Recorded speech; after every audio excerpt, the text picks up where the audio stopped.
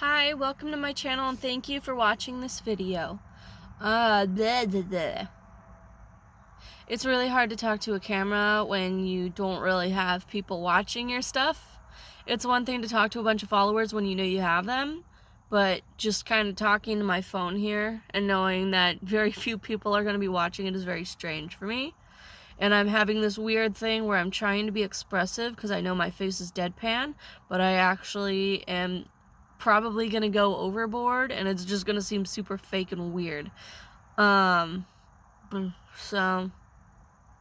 anyways, have you ever noticed that there is a double standard some people hold? Maybe you're one of these people and you're not realizing it. Maybe you've encountered them. Maybe you haven't seen it at all. But there's this interesting contradiction where sometimes people will say that you are not qualified to do your research. You'll come up with an opinion of some kind. People will say you're not qualified to do your own research. The reason why they do it is because they think you're wrong. And then they'll kind of go on and say you have to do your own research. So let me see if I can come up with an example real quick. Okay. Let's say that you are questioning some sort of a medical intervention that's kind of publicly accepted to be safe. It's accepted to be a good thing. You're in the fringe basically for questioning whatever it is. Something you might hear is, well, you're not qualified to do your own research. You're just going online. You're watching YouTube videos. You're Googling things. You can't trust everything you find. You got to know how to find good sources. You have to know when somebody is just trying to hype you up through an emotional appeal, or whether or not they're actually sticking to science, sticking to logic, so on and so forth.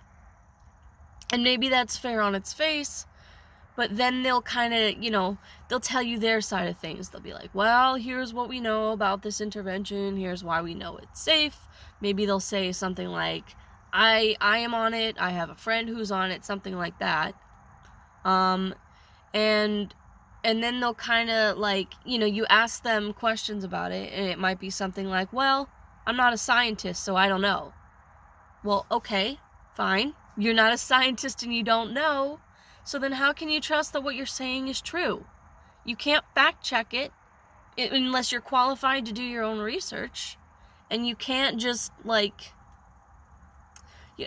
it's basically, I think it's a problem, and I think you have to pick something and stick with it. If you want to say that an individual is not qualified to do their research, fine. But if you're a layperson and you're not an expert in whatever field it is, you're not qualified to do your research either. And then you might say, go do your research, go look up what the pharmaceutical industry says on it, go look up what the CDC says on it, something like that. And it's like, okay, but either I'm not qualified to do my own research, and that is doing research, or I'm not qualified to do my own research, and, that's not actually research. Because you might say, sorry, I'm all over the place. I'm not good at making these videos, but whatever. If I put it up and it sucks, you don't have to watch it. Just know now, it's going to be hard for me to come up with something coherent. Okay, so we'll say the mainstreamer and the deviator. We'll use those terms for the person holding the mainstream view and the one holding the controversial or fringe position. So the mainstreamer will sometimes say, for example, in this example of the medical intervention, they'll go on to, say, a CDC website and read it, and then they might tell you to go do your research. They'll say that they've done their own, but in actuality, is it really research? Or are they just deciding that this source is authoritative and looking up what the source says? What's the difference between that and research? Because then if you have someone who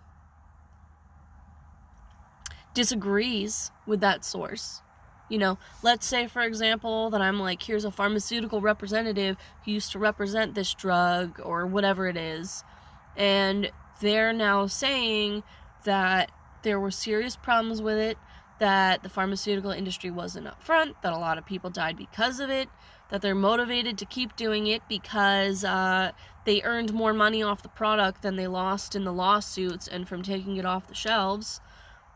Like, okay, fine. It could just be a random person who's lying. It could be a real drug representative who's not representing the situation accurately because they've got their own opinions. Fine.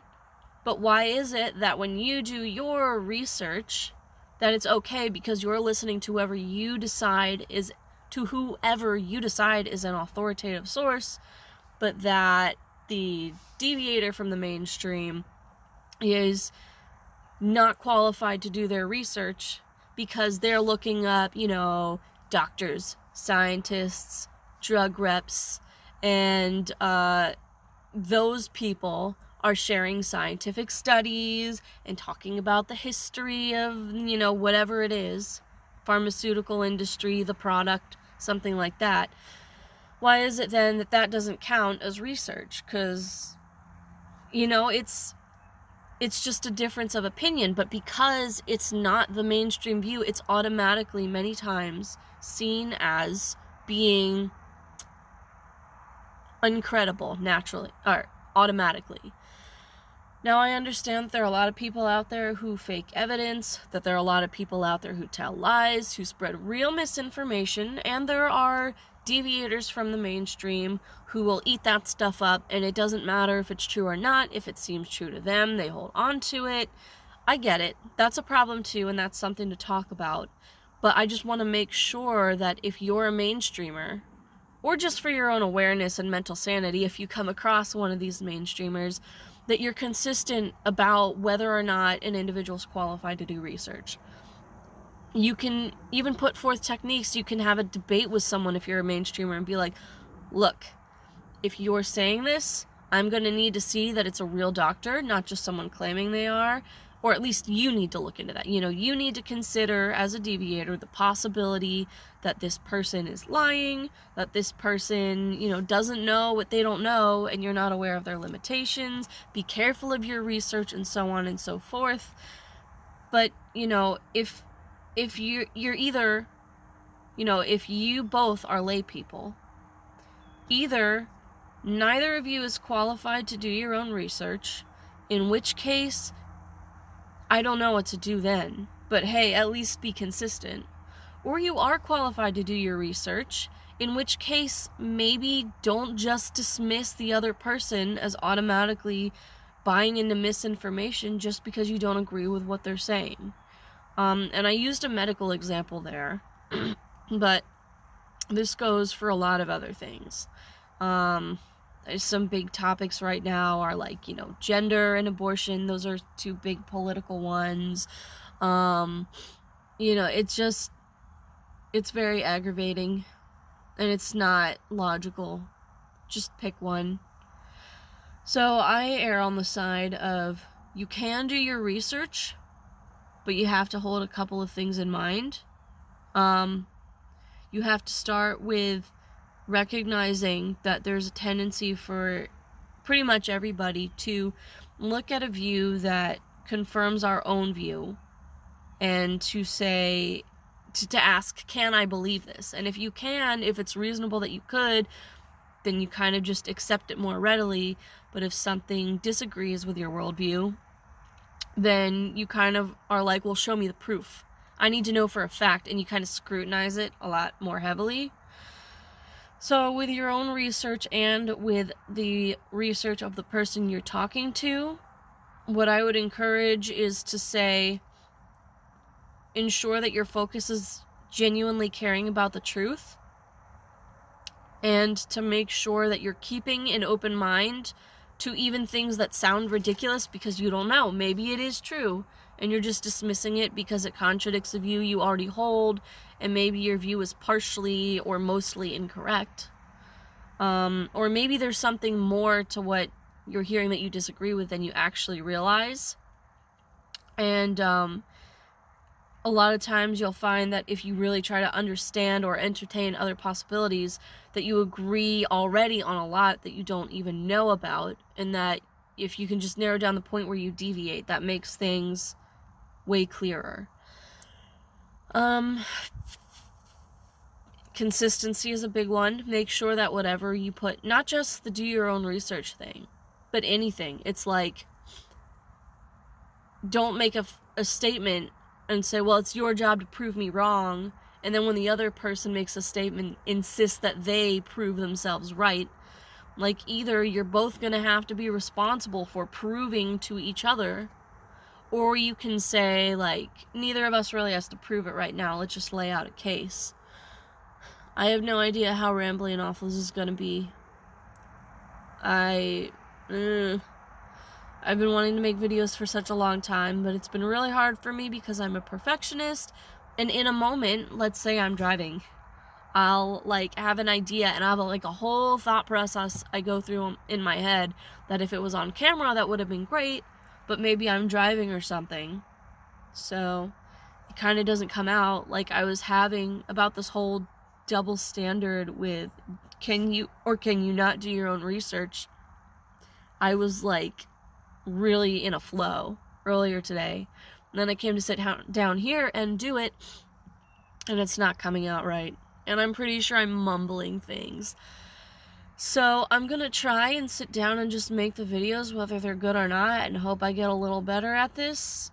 It's hard for me as a perfectionist, but I'm gonna try. If anyone out there is watching this, thank you for watching it. I hope I'm not embarrassing myself too much with this, but I gotta start somewhere. So that's all I'll leave this at for now.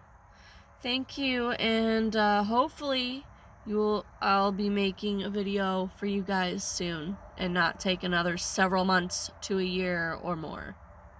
Yeah. I don't even know when my last video was. It was like the spring or the summer, I think. But yeah. Okay. Bye. I'm hanging up now.